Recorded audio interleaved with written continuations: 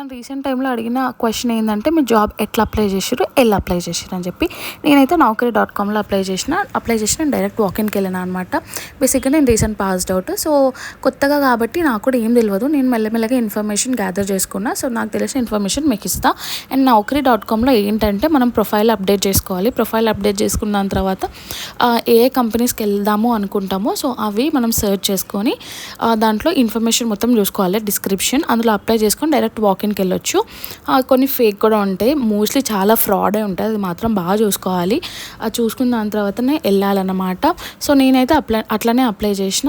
And కొన్ని ఏమో నౌకరీలో update చేసుకోవచ్చు, కొన్ని ఏమో డైరెక్ట్ ఆన్ సైట్ చేసుకోవాలి. అది ఆల్రెడీ ముందే చెప్పేస్తుంది వెబ్సైట్లో చేసుకోవాలని చెప్పేసి.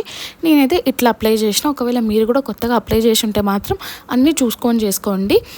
సో ఇది మాత్రం నా ఎక్స్పీరియన్స్. మీకు కూడా ఇంకేమైనా ఇన్ఫర్మేషన్ కావాలంటే వెంటనే కామెంట్ సెక్షన్లో కామెంట్ చేయండి.